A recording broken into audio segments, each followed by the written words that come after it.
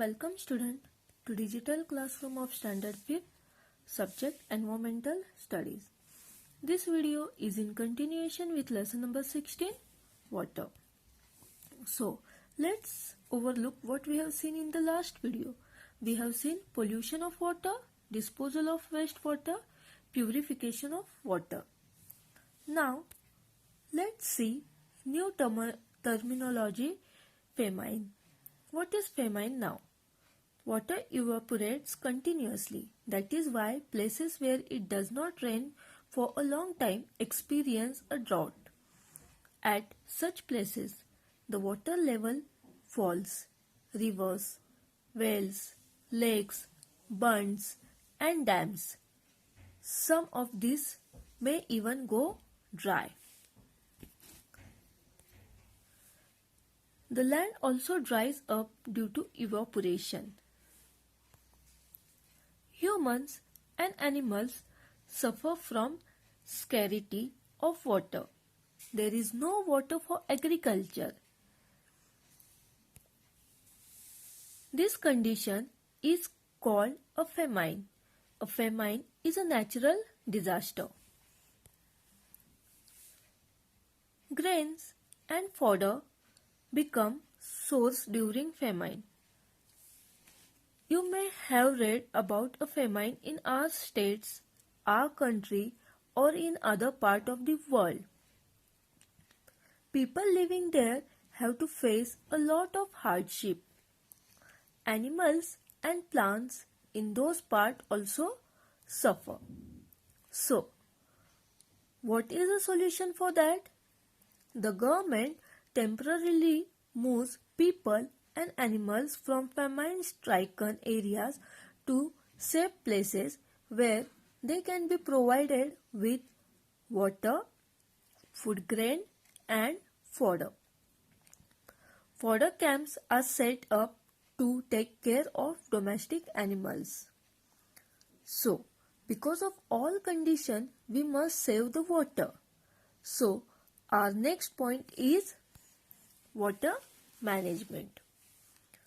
Rain brings water again and again, but we get rain for only 4 months in a year. If rainwater is not stored, we will not have water for our daily needs after the rains. To meet the whole year need for water, rainwater must be stopped.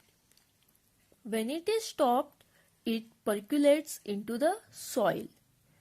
As the groundwater storage increases, trees get water. Wells too get enough water and the land can be cultivated. Several methods are used to make rainwater seep into the soil.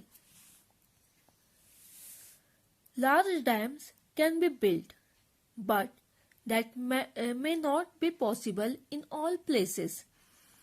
It is not possible to construct or build the large dams. So, in that event, the government and the people come together to undertake several works, such as they build such types of smaller reservoirs to collect the water. Building of counter building is done. Also, the stopping the water of the smaller streams by constructing bunds or bandharas, etc. So, by this the water can be managed or collected. In some places, wells are dug in river beds to allow water to collect in them. Rainwater falling or roof of houses is drained into large tanks placed beside the buildings.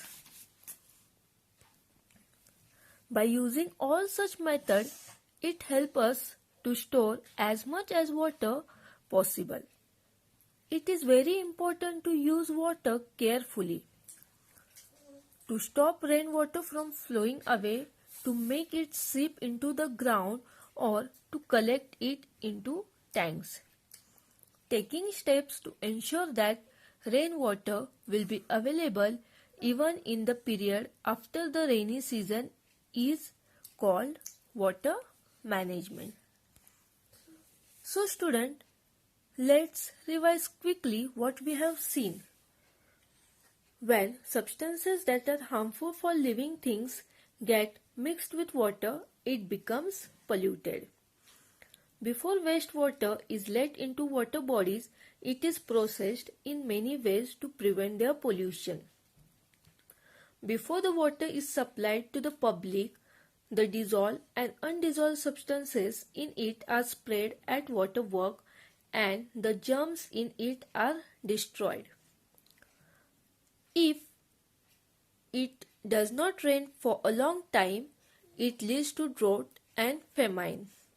Famine condition affects human as well as animals and plants of that region.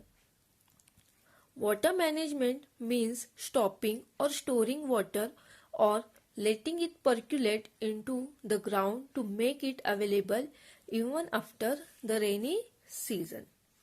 So, here we complete our lesson number 16, water. Thank you.